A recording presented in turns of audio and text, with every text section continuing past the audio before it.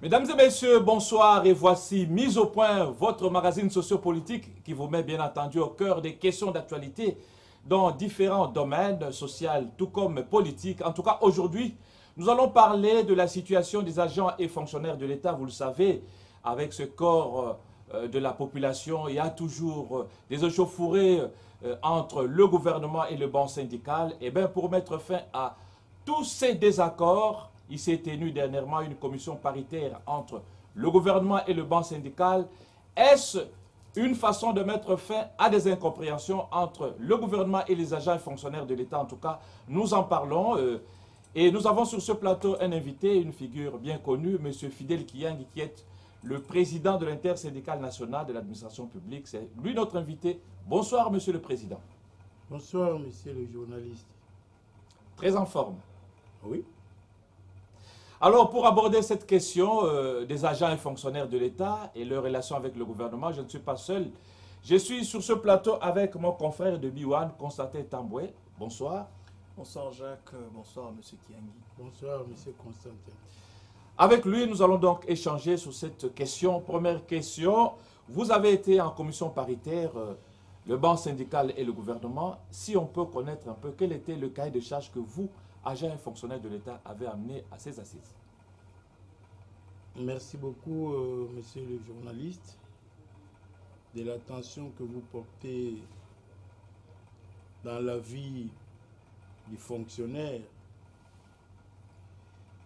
La commission paritaire qui s'est tenue à Bibois du 25 septembre au 2 octobre, au 2 novembre je pense, si je ne m'abuse, a eu l'avantage de traiter la question de l'évaluation de tout notre parcours avec le gouvernement. Depuis 2004, alors que nous étions des syndicats de fait, on a convenu des choses à l'avantage du fonctionnaire.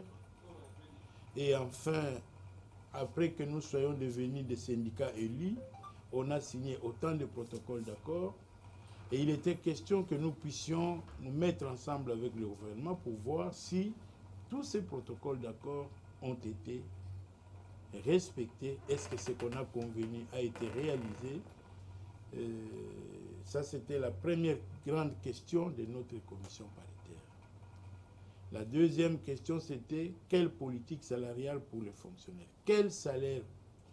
Quelle rémunération? Parce que quand on parle salaire et rémunération, ce sont deux choses différentes. Mieux, nous dirons quelle rémunération, quelle politique salariale pour que les fonctionnaires soient mis dans des conditions qu'il faut pour qu'ils puissent bien travailler. C'était là les deux grandes questions de notre commission paritaire et cela s'est ensuivi avec les contentieux et les droits syndicaux. C'est sur ces trois points que nous avons discuté avec le gouvernement. Et de nos discussions, il a été fait un constat malheureux que le gouvernement congolais, de tous les protocoles d'accord signés entre lui et les bancs syndicaux. Il y en a eu combien à peu près? Pas moins de 6. 2004, 2007, 2011, 2015, 2018, 2020. De tous ces protocoles d'accord, le gouvernement congolais n'a jamais respecté un seul protocole d'accord. Vous convenez de quelque chose, mais le gouvernement accepte pour distraire l'opinion, mais en réalité, lorsque le moment de l'application de ces protocoles d'accord arrive, tout est contentieux. Rien n'a été fait. Mais bon, est-ce que faut-il, nous avions même posé la question au gouvernement, est-ce que fallait-il que nous venions encore en commission paritaire? C'était la grande question. Pourquoi nous venons? Parce que tout ce que nous nous convenons, le gouvernement ne respecte pas. Bon, on nous a fait savoir que nous y a eu quand même des avancées. Vous allez vous souvenir que nous avions convenu avec le gouvernement qu'on devrait changer la loi. On a changé la loi. On a demandé qu'on puisse changer la pension octroyée en pension contributive. Nous y sommes. Bon, il y a eu des avancées. Mais, et puis il y a la réforme qui a commencé. Mais en réalité, si nous devons évaluer tous les accords signés avec le gouvernement, je vais dire qu'il n'y a que peut-être par courtoisie, je vais dire peut-être que 10 à 15% de tout ce qu'on a convenu qui a été réalisé. Qu'est-ce qui n'a pas été réalisé? Les retraités sont, les éligibles à la retraite sont là. Et nous avons même quelle est la raison qui a été avancée par le gouvernement, par exemple, par rapport à cette question? Quelle est la raison évoquée par le gouvernement? Pourquoi ça? Non, attendez d'abord, vous imaginez qu'il y a des centenaires dans l'administration publique? Non, mais nous, on comprend bien ce que vous voulez dire. Mais ici, essayez de nous dire clairement, parce que vous déplorez presque 6 protocoles d'accord d'avant qui n'ont jamais été respectés. Peut-être vous parlez de 15%. Et lorsque vous essayez d'évaluer en termes de 15%, nous ne voyons que des textes. Or, les textes, ce n'est pas ce que notre pays manque.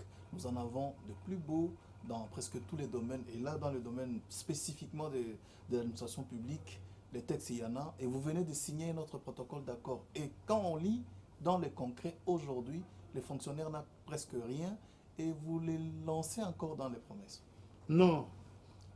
Je vais arriver à ça. Je vous ai dit que de tous ces protocoles d'accord, il y a au moins 15% qu'on a réalisé par courtoisie, je l'ai dit. En termes de texte, oui. Ce sont des avancées s'il faut parler de la loi. Oui, comme oui.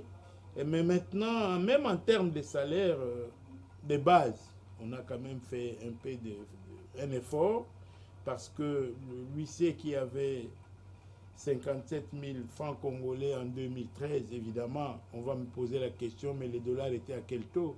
Aujourd'hui, il est à 165 000 francs congolais. C'est la même chose s'il faut parler du taux. Alors, nous avons convenu que ces 165 000 francs congolais qui représentaient 90 dollars soient d'abord réadaptés à 90 dollars et qu'on puisse penser à l'augmentation. On est passé à 120. Ça, ce sont les conclusions de cette commission paritaire. Mais moi, je voulais une autre approche. D'abord, je vous ai dit que ça n'a pas été. Pourquoi nous disons qu'il n'y a que 15%? Justement, pourquoi? Parce que ce que le gouvernement doit faire, il ne le fait pas. Il ne le fait pas. Je vous ai parlé des éligibles à la retraite qui se comptent à plus ou moins 400 000.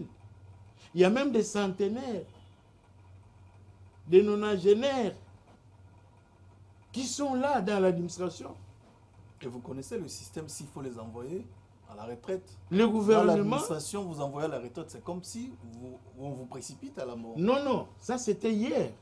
Mais avec la création de la caisse de sécurité sociale de l'agent public de l'État, la retraite n'est plus un envoi à la mort. Oui, mais vous envoyez à la retraite un fonctionnaire qui n'a pas payé une maison pour sa famille, un fonctionnaire qui a des charges.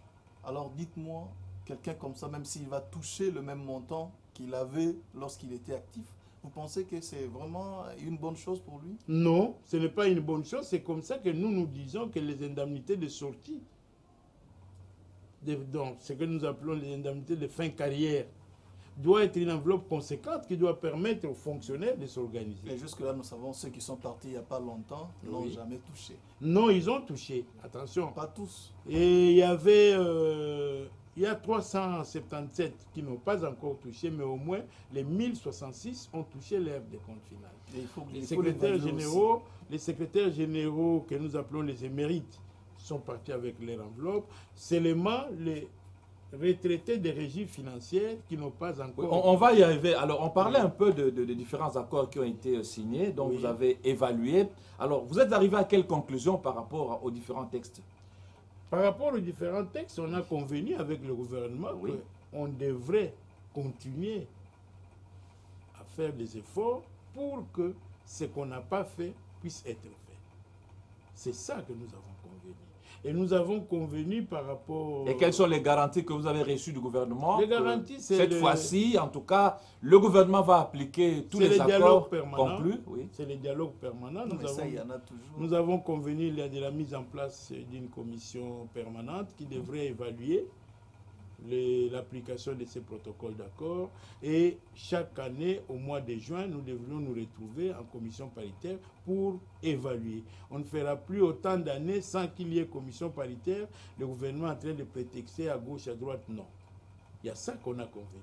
Mais seulement, le gouvernement a accepté que les salaires de l'huissier passent de 90 $. Justement, on voulait parler de la rémunération. Oui. Vous êtes arrivé à quel accord finalement À avec quel le accord gouvernement? nous sommes arrivés à l'accord? Le gouvernement a accepté qu'on puisse continuer jusqu'à atteindre les 200 $ que nous avons convenus en 2018. Oui, mais vous parlez de 200 $.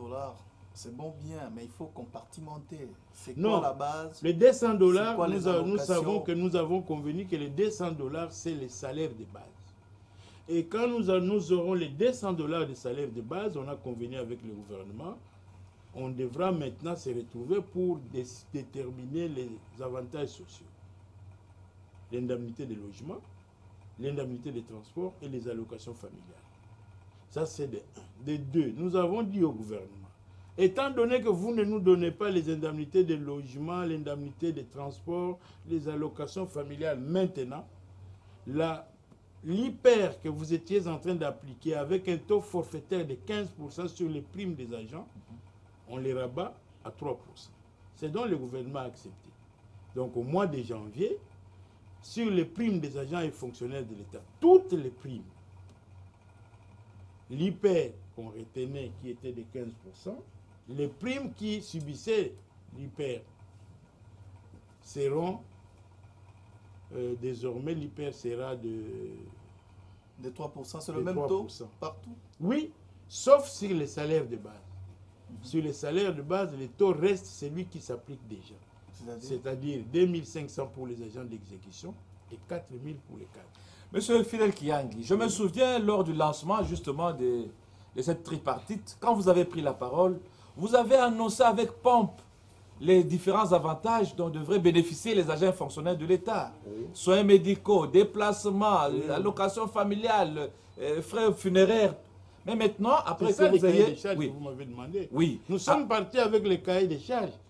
Oui, mais après la tenue de la commission paritaire mixte, oui, c'est à peine de manière froide que vous parlez de tous ces avantages-là. Je ne parle pas de manière froide. Vous avez été dribblé par le gouvernement? Non, non, non, non. Je ne parle pas de manière froide. Vous avez fait piètre figure, vous qui avez été... Non. Obtenir les rabattements de l'hyper de 15 à 3%, c'est une victoire. Imaginez un agent qui avait 1 million de francs congolais de primes, à qui on retenait 15%. Vous pouvez vous imaginer ce que ça signifie? C'est 150 000 francs congolais qu'on lui retenait. Et maintenant, il va payer 3% de 1 million. C'est combien? C'est à peine 30 000. Voyez-vous? Il va gagner 120 000. Pour nous, c'est une victoire, c'est une avancée. On n'a pas, ça dit que nous n'avons pas résolu les problèmes de fond du fonctionnaire. Non, mais vous parlez d'1 million. Là, c'est une catégorie. Or, nous savons qu'il y a des fonctionnaires qui avaient 500 000. Oui, non. Il y a des fonctionnaires qui n'ont rien. Compris. Puisque ceux qui n'ont rien, c'est comme ça que nous disons. Et à eux, qu'est-ce que vous avez garanti? Nous garantissons que dès que nous atteignons, d'abord nous avons obtenu l'avancement sur le plan des salaires de base qui passe de 90 pour l'huissier jusqu'à 120. C'est en avril ou janvier? En avril.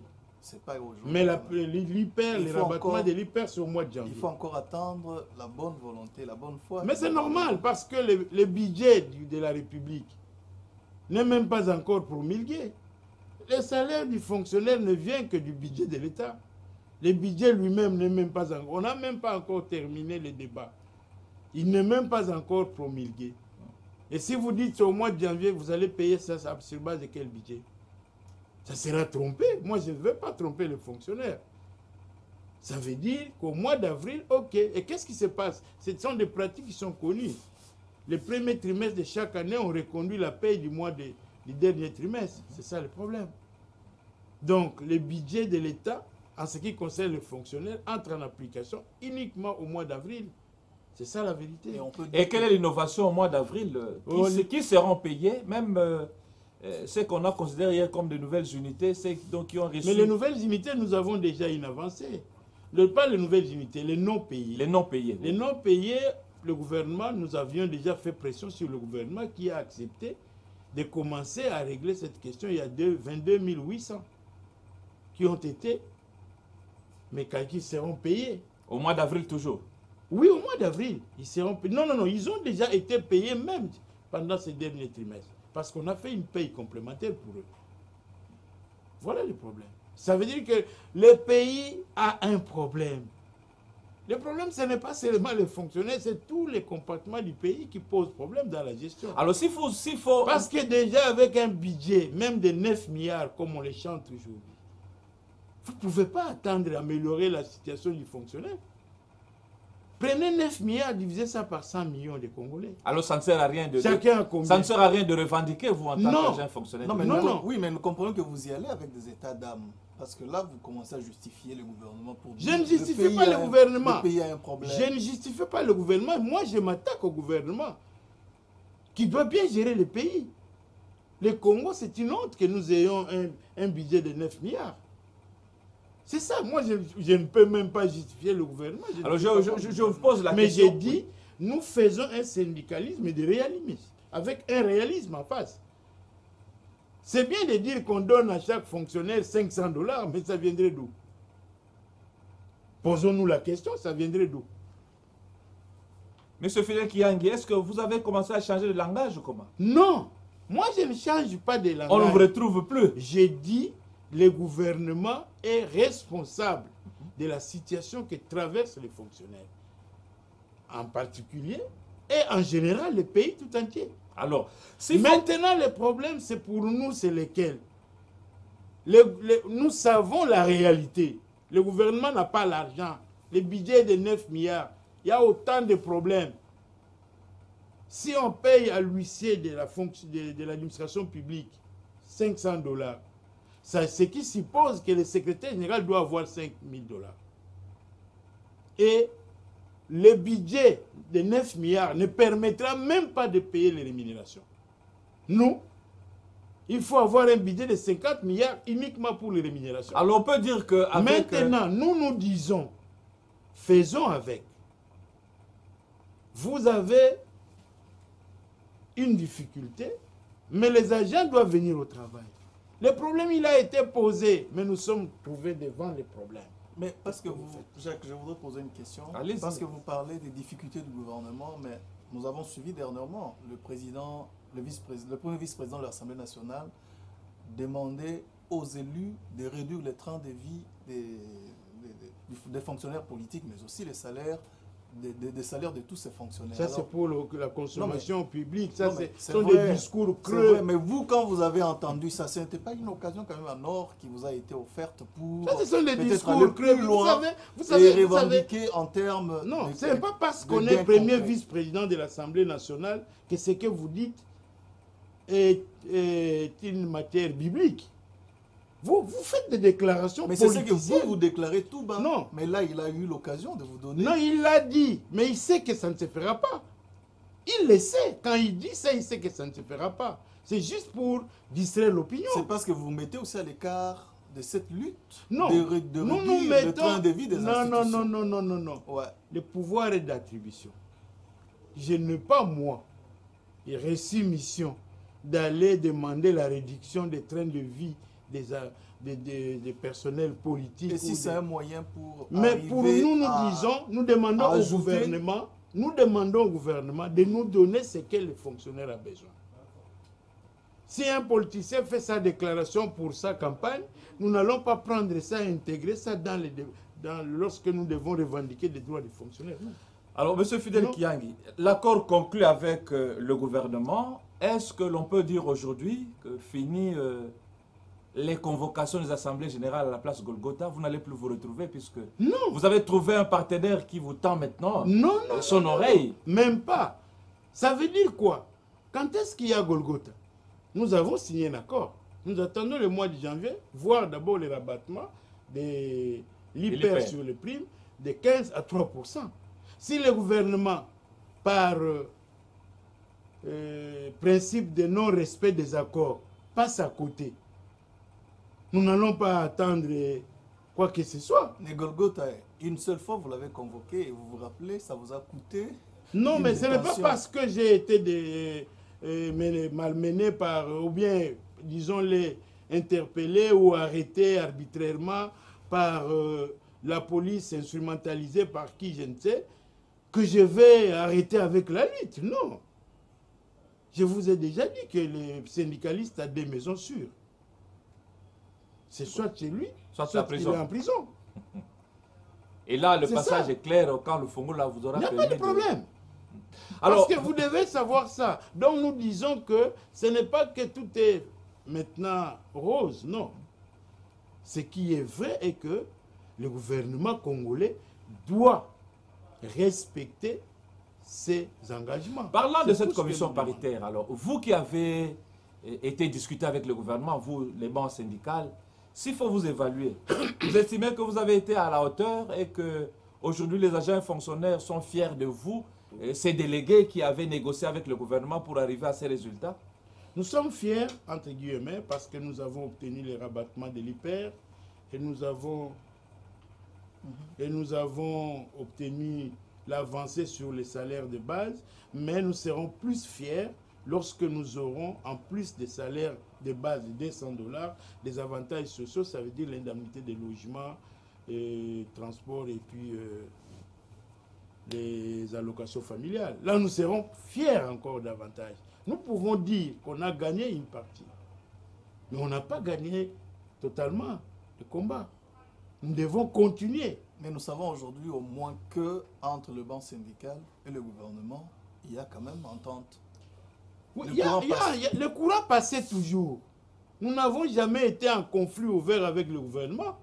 Non, mais à un certain moment, vous Oui. réclamez pour être reçu par le Premier ministre. être Nous reçu par- continuons à réclamer Il y a eu même même d'être division. reçus par Il y le a eu même président de la division République. du banc syndical. Non, le banc syndical, la division du banc syndical appartient au passé. Oui. Nous avons déjà avancé suffisamment, mais nous disons que nous continuons à réclamer que les chefs de l'État nous reçoivent. C'est le premier fonctionnaire de la République démocratique du Congo, mais qui n'a jamais reçu les syndicalistes. Il y a problème. Pourquoi on refuse? Alors, M. Fidel Kiaï, nous avons été en contact avec plusieurs agents et fonctionnaires de l'État qui ont évalué la commission paritaire et qui pensent que vous n'avez ramené que de promesses. Rien de concret. Comme d'habitude. De promesses pour le mois d'avril en plus. Rien de concret. Et donc, Vous ne parlez pas de Mission l'IPER au échouée mois de pour vous. janvier. Vous ne parlez pas du rabattement de l'IPER qui va intervenir au mois de janvier. C'est encore une c'est encore, promesse. c'est encore au une futur. promesse. Ah oui? Alors, selon eux, mission non accomplie. Qu'est-ce que Non, vous en non, dites? ça ce sont des fonctionnaires qui sont instrumentalisés Par par, qui? des officines politiques. Mais nous disons que le fonctionnaire qui comprend, parce que nous ne pouvions pas aller, vous savez que la paye est trimestrielle. Oui. Vous ne pouvez pas aller en plein trimestre et obtenir des ajouts immédiatement. Non, ce n'est pas comme ça que ça se passe. Nous attendons le mois de janvier, nous attendons le mois d'avril. Si par malheur, le gouvernement ne réalise pas ce qu'il a promis, eh bien, nous allons voir. Mais vous vous rappelez, il y a une année presque, peut-être plus, que vous avez obtenu du gouvernement les 20 milliards qui devraient compenser les impôts qu'on prélevait. Et jusque-là, vous ne Non, les ça avez c'était... jamais obtenus. Non, C'est non, encore du les 20 passé. milliards deux fois. C'était au mois de mai, au mois de juin, on devrait donner 20 milliards, 20 milliards. Ce n'était pas pour compenser l'impôt. Le gouvernement nous avait dit que c'était son assistance aux agents Pour et soutenir fonctionnaires le de l'État foyer pour pendant soutenir la COVID-19. Vous les- C'était ça le Vous les problème. avez obtenus quand On même. n'a jamais obtenu ça. Je vous ai dit que le gouvernement ne tient pas à ses engagements. Et il faut oublier ça. Mais qu'est-ce que On vous aimerait allez que faire? vous disiez Vous clairement pensez aux que nous fonctionnaires, devons il faut rentrer encore au mois de juin et au mois de mai 2020 pour avoir les 40 milliards? C'est le gouvernement qui est... Je ne voudrais pas dire ici que le gouvernement est ridicule, mais je voudrais dire que c'est le gouvernement qui doit s'estimer malheureux d'avoir fait une promesse. En fait, le problème est que vous, les journalistes, vous devez demander à ceux qui gèrent. Est-ce qui doit être gêné dans cette situation? Où il promet, il ne réalise pas. Parce que la promesse était faite même sur les ondes. Mais c'est le gouvernement qui est gêné, ce n'est pas nous.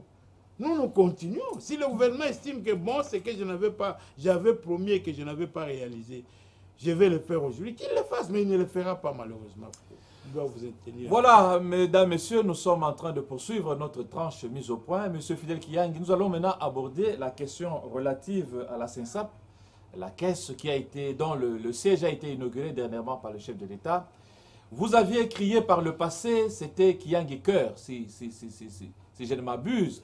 Alors en voyant la SINSAP être dotée justement de cet immeuble, qu'est-ce que cela représente pour vous? La SINSAP continue à être Kiyang et Cœur. Ça continue à être mon cheval de bataille. Pourquoi? Par curiosité, pourquoi d'abord? Pourquoi ça? Parce que ça révalorise le fonctionnaire. Maintenant, le fonctionnaire peut accepter d'aller à la retraite. Parce qu'il sait qu'à la fin de chaque mois, il aura une enveloppe qui lui permettra, si de ne pas couvrir peut-être tous ses besoins durant le mois, mais au moins, il ne manquera pas du café, du sucre, du savon. Au moins ça, il ne manquera pas. Ça, c'est une avancée. Je glorifie l'Éternel. C'est pour moi un bilan qui parlera de lui-même. Oui, mais dites-nous au moins clairement, qu'est-ce que le fonctionnaire, en commençant par le huissier, au fonctionnaire retraité inactif, il obtient en allant en retraite? En allant à la retraite, ça, ce sont des indemnités de sortie que le gouvernement doit payer. Mais en termes de rente. Mais en termes de pension, ils doivent toucher chaque fin du mois. Aujourd'hui, le secrétaire général qui a travaillé comme secrétaire général que nous appelons émérite, en tout cas, sauf qu'on soit un mauvais gestionnaire, il a 1 700 000. Je prends cet exemple, oui, par mois. Il vient à la caisse, on lui donne 1 700 000 francs congolais. Le secrétaire général, que nous appelons émérite. Environ 850 $. Vous êtes à la retraite. Ça veut dire que vous pouvez vous reposer. Nous sommes au Congo, nous ne sommes pas en Belgique, nous ne sommes pas aux États-Unis, nous ne sommes pas en France. Le huissier, 80. Vous comprenez? Maintenant, le problème, la lutte que nous avons, comment calculer la pension de l'huissier, des autres catégories? Parce qu'il y a une catégorie, les émérites, ils ont 1 700 000. Le secrétaire général honoraire, ils ont 704 000, 708 000. Et les autres se retrouvent dans 80 000, 70 000. Selon quel calcul exactement? Non, le calcul ici, ça dépend du salaire que vous avez eu pendant que vous étiez au travail. C'est comme ça que nous nous battons pour améliorer les salaires du fonctionnaire. Et pourtant, nous savons que les salaires, s'il y a des disparités au niveau des primes, mais au niveau des salaires, la tension d'ailleurs n'est même pas. Oui, la tension n'est même pas là, mais qu'est-ce qu'on retient? On retient 3 000 francs à chaque fonctionnaire. C'est chaque fonctionnaire? Oui, du secrétaire général au... C'est 3 000 francs. Alors là... 3 000 francs congolais, imaginez-vous combien de 3 000 francs congolais vous devez avoir pour payer un seul secrétaire général émérite. Vous imaginez? Et le gouvernement contribue aussi? Non, le problème est que nous devons... Oui, le gouvernement contribue avec 6 000 francs. Par fonctionnaire. Par fonctionnaire. Vous voyez? 9 000. Et aujourd'hui, oui, 9 000, ça fait combien de 9 000 pour payer un secrétaire général émérite? Imaginez-vous. Mais pourquoi Et nous avons combien de fonctionnaires qui sont payés? Non, mais la question, pourquoi cette disparité lorsque nous savons que tous les fonctionnaires, quel que soit leur grade, contribuent au même niveau? Non, non, mais maintenant, pour calculer la pension, nous avons des formules que l'OIT a édictées, qui doivent respecter les salaires que vous aviez. Vous voyez? Et les secrétaires généraux que nous appelons émérites, s'ils ont 1 700 000, c'est parce qu'il y a une formule qui est dans la loi. Maintenant, il faut que nous puissions revisiter la loi. Et la commission est déjà mise en place pour qu'on puisse voir comment calculer pour que, à tous les niveaux, que chacun ait quelque chose qui lui permet de vivre. Mais en faisant ça, nous devons aussi améliorer la base, qui est le salaire. Parce que si nous osons donner des pensions qui vont jusqu'à 1 million à tout le monde, mais la caisse ne va pas exister. Alors, avec quel salaire? Et la caisse ne peut fonctionner qu'avec les recettes, avec les contributions. Vous contribuez. Les contributions, je me rappelle, il y a quelques mois, vous vous glorifiez pour les stocks, les provisions que vous avez. Oui, nous avons ces provisions-là parce que nous n'avons que 1066 retraités aujourd'hui. Mais ils sont 400 000 qui attendent d'être mis à la retraite. Figurez-vous que demain, nous nous réveillons, il y a 100 000 qui vont à la retraite. Mais la caisse va fermer tout de suite après. Tout de suite après. Qui gère cette caisse aujourd'hui? Il y a une ce sont les agents, ce sont les fonctionnaires ou c'est... Non, la caisse est un établissement public. Non. Ils sont gérés sous le regard vigilant du ministre en charge de la fonction publique. Non, la caisse... En rappelant que vous êtes membre du conseil d'administration. Non, on n'a pas encore mis les organes de gouvernance de la caisse en place. Mais vous avez au moins un œil. Oui, j'ai un œil sur le placement des excédents financiers, mais sur la gestion générale, nous recevons les rapports comme tout le monde. Mais jusque-là, moi, en financer des formations, quand je lis les rapports de la CESAP, je me dis, coup de chapeau, c'est à ceux qui gèrent la caisse aujourd'hui. Oui, donc vous dites qu'il n'y a pas une implication du gouvernement dans la gestion au quotidien de la CESAP. La caisse, c'est un établissement public. Comme tout autre établissement public de la République démocratique du Congo, qui est régi par des lois. Et la caisse est placée sous tutelle du ministre de la fonction publique. Oui, qui a peut-être un droit de regard aussi. Qui a un droit de regard. Mais ce n'est pas pour rien qu'on dit que c'est placé sous sa tutelle. Je peux poser clairement la question. A-t-il le droit, ou en cas de nécessité ou de problème, de puiser une partie d'argent de la caisse pour l'affecter à autre chose dans la gestion de son cabinet? Ou il n'a ni pouvoir ni qualité. D'autres priorités. Ça ne se fera pas. Et sa tutelle se limite à quoi? Sa tutelle se limite à s'assurer que la caisse fonctionne normalement. Et que les règles mises en place sont respectées. S'assurer que les retraités sont payés régulièrement. Est-ce que vous pensez qu'il en sera toujours ainsi? Non, mais quand on sait que par le passé, vous avez... Vous avez eu des démêlés avec un membre du gouvernement par rapport à cette question? Il ne faut même pas les cacher. Je ne cache pas. Nous avons eu des démêlés avec Mme Yolande Bongo, Bossongo, ministre honoré de la fonction publique à cause de la caisse. Et il en sera ainsi pour tout ministre qui viendra oser porter sa main sur la caisse. Ça ne passera pas. Ou qui viendra faire de la caisse quelque chose qu'il veut gérer. Non, ça ne passera pas. Ça, je dois vous dire. Ça ne passera pas. Ces jours-là, ça sera alors la rébellion dans l'administration publique. Parce que vous viendrez prendre ça comme même ceux qui vont gérer la caisse. Parce que ceux qui sont là ne seront pas là éternellement. Peut-être que demain, ça sera d'autres personnes. Toute personne qui viendra devra suivre les mécanismes mis en place. La caisse des agents et fonctionnaires de l'État, nous y veillerons, ne sera jamais gérée comme tout autre établissement tel que vous gérez. Alors, une question de précision. La caisse prend en charge aujourd'hui les retraités déjà passés? Les retraités, ceux qui sont partis à la retraite à partir du mois d'octobre 2017. Et ceux qui étaient à la retraite avant, on a demandé au gouvernement congolais de donner un montant forfaitaire pour qu'on puisse prendre tous les retraités à charge. Le gouvernement n'a jamais libéré le montant. On attend ça. Et les militaires, les policiers attendent aussi. Hein. Oui, mais maintenant que la loi les prend en charge, parce que jusqu'ici, ils ont des lois particulières. Et que leur loi ne prévoyait pas la retenue à la source pour la caisse. Maintenant, on doit révisiter les lois particulière pour qu'on puisse mettre à disposition. Et en ce moment-là, la caisse va les prendre en charge. Et la loi, je pense qu'hier, il y a eu des discussions au Parlement. Et je pense qu'au niveau de l'Assemblée, la loi est passée. On attend.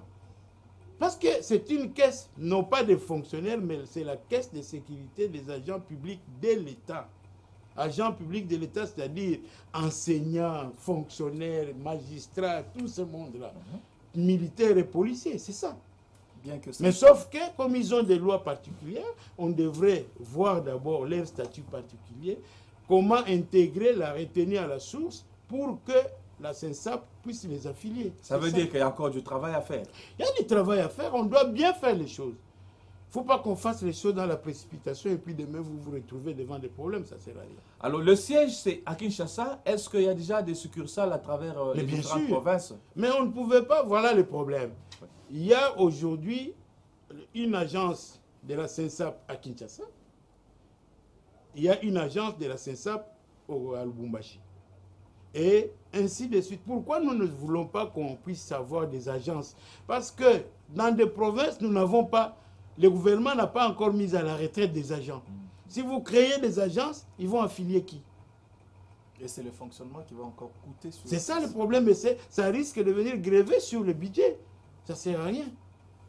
Nous attendons, quand on aura des retraités à tous les niveaux, en ce moment-là, nous allons ouvrir des agences dans toutes les provinces parce que ces gens-là seront pris en charge. Alors, il ne nous reste plus que 2 minutes. Une question, oui, quand on veut parler des prolétaires, on n'a toujours pas de temps. Nous avons un tout de temps. Il y a des émissions que vous tenez ici avec des politiciens. Vous prenez une question, une dernière question. Non, mais la dernière question, c'est qu'est-ce que le fonctionnaire de l'État qui vous suit en ce moment peut avoir comme assurance après le protocole d'accord, le tout dernier que vous avez signé avec le gouvernement? Les agents et fonctionnaires de l'État doivent attendre au mois de janvier pour ceux qui ont des primes, les rabattements de l'hyper de 15 à 3%. Si ce n'est pas fait, eh bien, nous allons nous retrouver pour décider. Et au mois d'avril, l'huissier doit passer à 120 $, soit 240 000 francs congolais. C'est ce que les agents doivent retenir aujourd'hui. Et que dans l'entretemps, nous nous battons pour que la réforme de l'administration publique puisse continuer. Par réforme, nous entendons qu'il y ait des promotions. Que ceux qui n'ont pas de grades puissent avoir les grades, qui ont été commissionnés, ce que nous appelons titularisation. Les conditions de travail aussi. Les conditions de travail, oui, mais ça c'est le gouvernement. Si vous lisez notre protocole d'accord, nous avons tout ramassé. Mais que nous avons aussi d'ailleurs proposé au gouvernement un barème de rêve, un barème idéal pour les fonctionnaires, qui part de 600 $ comme salaire de base avec les avantages sociaux, jusqu'à 6 000 $ pour le secrétaire général. Mais ce barème-là, c'est un barème de rêve. Nous l'atteindrons quel jour, quelle année, ça c'est Dieu qui sait. Et ça dépendra des recettes, des budgets du gouvernement, parce que notre salaire ne peut venir que du budget de l'État. Et pour que nous ayons un bon budget, il faut que nous ayons des gens qui gèrent le pays, qui sont réellement responsables. Et ces gens-là, c'est nous. Vous ne voulez pas responsabiliser les fonctionnaires. C'est nous. C'est quand même aussi pas honnête. C'est nous qui sommes. C'est nous qui votons ceux qui gèrent le pays. Nous les votons. Votons alors ceux qui doivent apporter au pays ce qu'il faut. Ceux qui doivent gérer le pays de façon orthodoxe pour que nous ayons les moyens et que notre salaire puisse augmenter et qu'enfin nous puissions avoir de bons salaires et que nous puissions atteindre notre budget de rêve. Aux fonctionnaires, je leur demande que petit à petit, nous arriverons à notre... Une petite question, on va finir l'émission par là. Monsieur Fidèle Kiyangi, vous parlez au nom des agents et fonctionnaires de l'État. Croyez-vous aujourd'hui que votre mission, votre travail est accompli à bon escient vis-à-vis de ces agents-là? Oui, pris dans le contexte congolais, pris dans l'environnement congolais, j'ai dit aux fonctionnaires que je suis fier de me déclarer leur défenseur avec tout ce que nous réalisons. Je suis fier et je leur demande de nous soutenir, pas de me soutenir parce que nous sommes nombreux, de nous soutenir dans ce que nous faisons. Petit à petit, nous arriverons. Voilà, mesdames et messieurs, nous sommes arrivés à la fin de notre livraison de ce jour. Nous recevions M. Fidèle Kiyangi, qui est le président de l'intersyndicale nationale de l'administration publique. Nous avons parlé avec lui des retombées de la commission paritaire tenue dernièrement entre le gouvernement et le banc syndical. En tout cas, vous avez suivi, à vous de conclure. En tout cas, nous vous disons merci de nous avoir suivis cette fois-ci. On se retrouve dans exactement une semaine avec un autre numéro. Et merci également à mon confrère Constantin Tamboué qui a été avec moi sur ce plateau. En tout cas, au revoir.